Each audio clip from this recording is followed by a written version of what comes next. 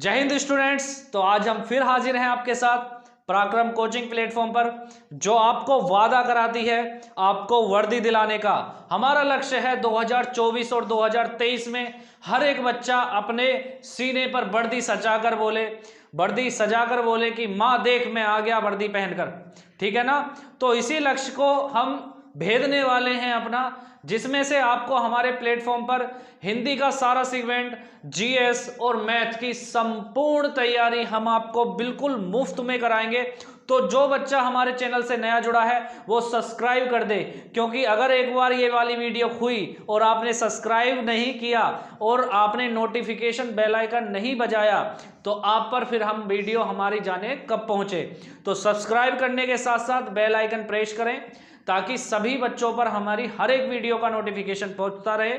और अपना एक लाइक दे दीजिए, क्योंकि आपका लाइक और कमेंट हमारे मन को प्रोत्साहित करता है, हमारे मन को प्रफुल्लित करता है और हमें प्रेरणा देता है दिन पर दिन कि हाँ, हमारे बच्चे हमारी वीडियो का इंतजार कर रहे होंगे और उनके लिए चलिए वीडियो बनाते हैं। तो बच्चे बिल्कुल यहाँ हम वो पढ़ाते हैं जो आता है, जो पूछा जाता है। अगर एक भी क्वेश्चन मैं ऐसा पढ़ा रहा हूं जो पूछा नहीं गया तो आप तुरंत कमेंट कर सकते हैं कि सर आपने ये क्वेश्चन पढ़ा दिया और ये कभी पूछा ही नहीं गया, और सर आपने ये क्वेश्चन नहीं पढ़ाया, ये पूछा गया। यानी कि एक सिंगल क्वेश्चन आपको ऐसा नहीं मिल सकता जो मैंने ना पढ़ाया हो। एग्जाम की दृष्टि से, एग्जाम के पॉइंट ऑफ व्यू से हम बताते हैं। आज की जो वीडियो रहेगी आपकी वर्णमाला पर ही हमारी वीडियो ये सारी चल रही है। पिछली जो वीडियो गई है, अगर आज की वीडियो आप देख रहे हैं और पिछली वीडियो आपने नहीं देखी है तो सबसे पहले आपको पिछली वीडियो देखनी है, क्योंकि अगर आपने पिछली वीडियो नहीं देखी है तो इसमें कुछ समझ में नहीं आने वाला है। कुछ बच्चे ये कहने लगे सर आज कुछ समझ में नहीं आया, तो बच्चे आई एम सॉरी, आपके समझ में नहीं आ सकता क्योंकि आपने हमारी पिछली वीडियो को नहीं देखा है। तो इतनी सी बात मैंने आपको बताई है। चलते हैं। अच्छा, अब ये मैं बता देता हूं ये वीडियो किसके लिए इंपॉर्टेंट है।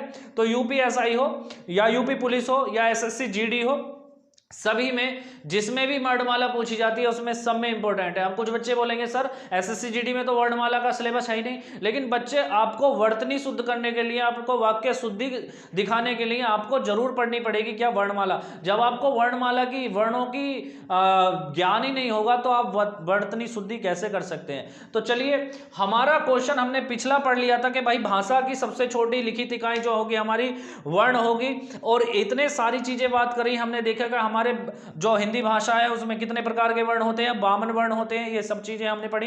52 वर्णों में से भी हमने दो पढ़े, 2 स्वर होते हैं हमारे, उसमें से भी हमने पढ़ा कि हमारे जो होते हैं 33 क्या होते हैं, व्यंजन होते हैं। उसमें से भी हमने पढ़ा कि 4 हमारे क्या होते हैं, संयुक्त व्यंजन होते हैं। और फिर हमने पढ़ा कि हमारे 2 क्या होते हैं, अयोगवाह होते हैं। और फिर हमने क्या पढ़ा कि हमारे जो होते हैं उत्क्षिप्त व्यंजन या ताड़नजात व्यंजन, या जिनको द्विगुण व्यंजन भी कहते हैं, वो भी हमारे क्या होते हैं, 2 होते हैं। अब यहां से हम एक एक चीज की परिभाषा खोलते हुए फिर एक एक चीज को हम क्या करेंगे, यहां से पढ़ने की तैयारी कर रहे हैं। तो सबसे पहले क्या आ गया, स्वर। स्वर क्या है, स्वर वे होते हैं जो स्वतंत्र रूप से, यानी कि जिनका उच्चारण बिना किसी की सहायता से किया जाता है, वो क्या होते हैं, स्वर होते हैं। अब आपको मैं यहां पर जैसे एग्जांपल दिलाऊंगा, कैसे दूंगा, एग्जांपल दूंगा। जैसे क्या लिख दिया मैंने, आ लिख दिया, क्या लिख दिया, ए लिख दिया, या मैंने क्या लिख दी, बड़ी ई लिख दी। आपको यहां पर स्वर दिख भी रहे होंगे। हमने कल भी बताए थे स्वर हमारे कितने होते हैं, कल की वीडियो में आप अगर देखें जाकर तो स्वर की संख्या कितनी होती है, हमारी 11 स्वर की संख्या होती है, जिसमें हमारे ए, आ, ई, उ, री, नोटा री नहीं बोला जाता, क्या बोलेंगे, री, ए, ओ, औ। बात इतनी सी है।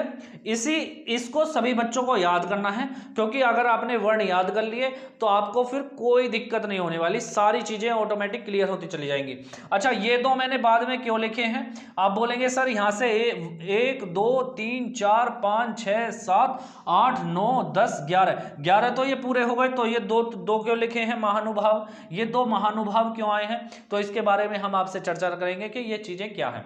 फिलहाल आप ये समझिए कि स्वर क्या होते हैं। स्वर वे होते हैं जो स्वतंत्र रूप से, यानी जिनका उच्चारण बिना किसी की सहायता के किया जाता है, वह क्या कहलाता है, वह बच्चे स्वर कहलाता है। वह बच्चे क्या कहलाता है, स्वर कहलाता है। बात इतनी सी समझ में आ गई हो तो एक बार सभी बच्चे जो लाइक कर दीजिए हमारे सेशन को, ताकि हमें भी मजा आए कि हाँ हमारे बच्चे क्या है दिन पर दिन हमसे जुड़ रहे हैं। हमारा परिवार बड़े करने की, अपना परिवार बड़ा करने की जिम्मेदारी सिर्फ आपकी है। अपने फ्रेंड्स में शेयर कीजिए। अगला आता है हमारा व्यंजन। बच्चे व्यंजन के बारे में छोटा सा हम जानेंगे, अभी छोटा सा जानेंगे, बाद में अगली वीडियो में, आने वाली वीडियो में हम देखेंगे कि व्यंजन कितने प्रकार के होते हैं और व्यंजन कैसे कैसे होते हैं। इन सब की जानकारी, संपूर्ण जानकारी हम देंगे, बस आप जुड़े रहिए। व्यंजन वे होते हैं जिनका उच्चारण स्वर की सहायता से किया जाता है। जी हाँ बिल्कुल, व्यंजन वे होते हैं जिनका उच्चारण स्वर की सहायता से किया जाता है। कल हम इस पर चर्चा कर चुके हैं। 33 हमने आपको व्यंजन बताए हैं और 4 हमने संयुक्त व्यंजन बताए थे, जिसमें से हम आपको एक उदाहरण देकर बताए हैं। जैसे बच्चे मैंने लिखा कै, क्या लिखा यहां पर, मैंने लिखा कै। अब यहां पर आप बोलोगे कि सर इसमें स्वर कहां आ रहा है, सर इसमें स्वर कहां आ रहा है, तो आप धीरे से बोलो कै, बोल के देखिए जरा आप, कै कै कै। अब आप बोल रहे हैं कै, लेकिन आप अब जब बोलोगे साउंड किसका आ रहा है पीछे, पीछे भैया इसकी आत्मा किसकी बोल रही है। कै के अंदर कौन घुसा है, उसकी आत्मा घुस गई है। कै ए, क्या आया, ए आया, किसका साउंड आया, ए आया। यानी कि अगर हम इसे तोड़ें तो बच्चे ये क्या हो जाएगा, कै, ये कै इसमें टूटेगा, किसमें, ए में टूटेगा। किसमें टूटेगा बच्चे, ए में टूटेगा। अब आप बोलेंगे सर ये आपने क्या लगा दिया, ये आपसे क्या गलती से लग गया, सर क्या आपसे ये डंडा गलती से लग गया। नहीं बच्चे, ये डंडा गलती से नहीं लगा है, इसको हम कहते हैं हल। क्या कहते हैं बच्चे, इसको हम कहते हैं हल। और जो जिस पर ये डंडा लगा रहता है उसको कहते हैं बच्चे हलंत। क्या कहते हैं, हलंत। इसके बारे में संपूर्ण जानकारी आगे आपको और भी मिलेगी, आगे ये सारी ही चीजें हम पढ़ने वाले हैं।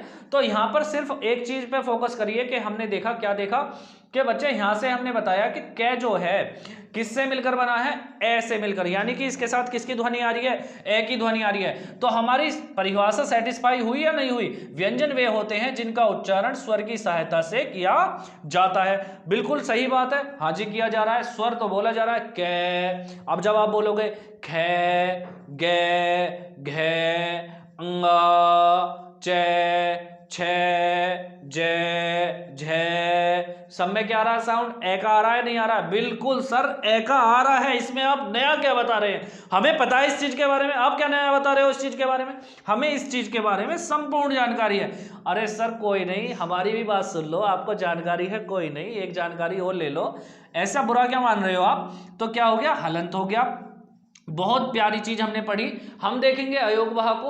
अयोगवाह एक प्रकार के चिन्ह होते हैं जिनका उच्चारण स्वर तथा व्यंजन की सहायता से किया जाता है। अच्छा एक और थोड़ा सा चीज मैं बता दूं, जब सर आपने पढ़ ही लिया है तो मुझे ये जो कै है ना, कै, इसे मैंने किसमें तोड़ा, या मैं अभी दूसरा वर्ण ले लेता हूं, क्या ले लेता हूं, दूसरा, ये ले लेता हूं गे।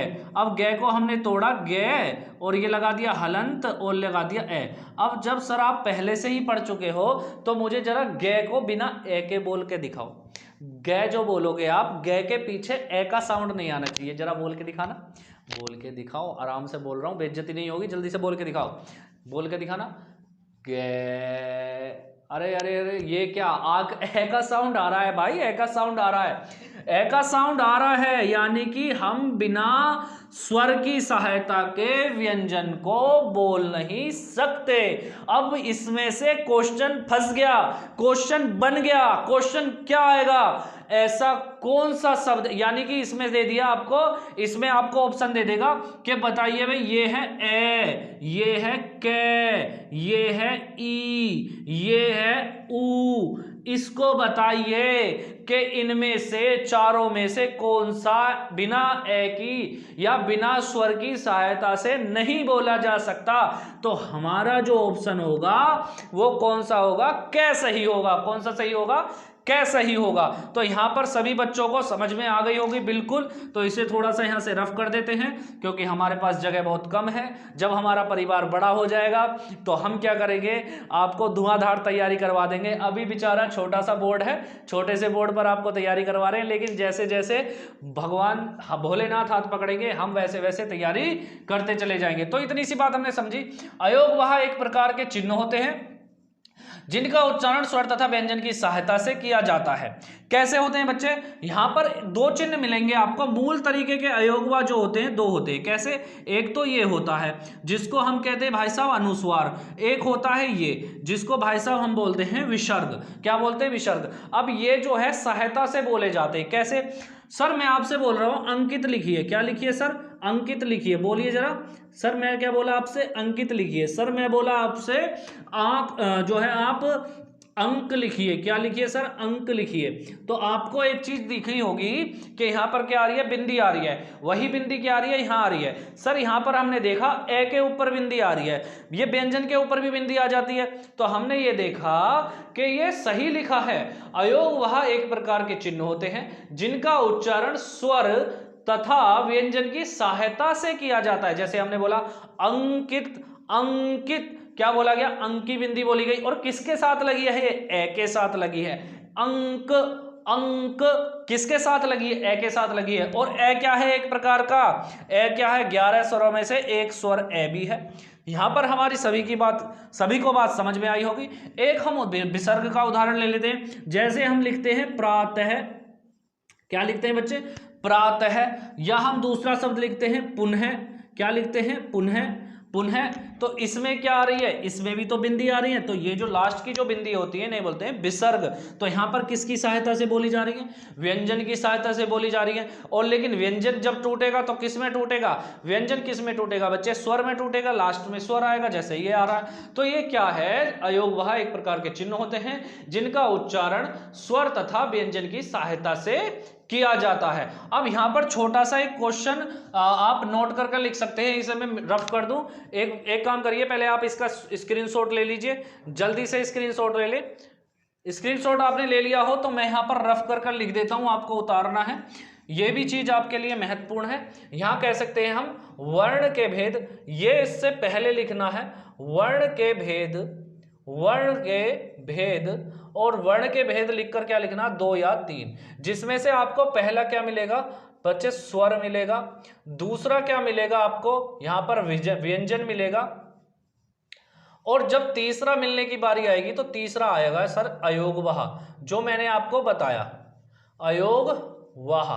अब यहां पर जो है, यहां पर मतभेद है। आपको क्वेश्चन अगर पूछा जाएगा वर्ण के भेद कितने होते हैं, अगर उसमें ऑप्शन 2 है तो सर 2 लगा के आएंगे। अगर उसमें ऑप्शन 3 है तो सर 3 लगा कर आएंगे। अगर ऑप्शन उसमें 2 या 3 है तो सर केवल 2 लगा कर आएंगे। ऑप्शन आप ऑप्शन 2 लगा कर आएंगे। तो इतनी सी बात बताने के लिए थी। बाकी मैंने आपको व्यंजन के बारे में बताया, स्वर के बारे में बताया, व्यंजन के बारे में बताया, अयोगवाह के बारे में बताया, अयोगवाह नहीं अयोगवाह के बारे में बताया। और हम यहां पर चर्चा करते हैं। हमारा स्टार्ट होता है स्वर। स्वर 11 होते हैं, जिसमें से मैंने आपको 11 लिखकर बताए हैं बिल्कुल। और यहां पर जो हमारे होते हैं 12वां और 13वां, 12वां और 13वां जो हमें मिलता है, यहां पर क्या मिलता है? बड़ी री और ल।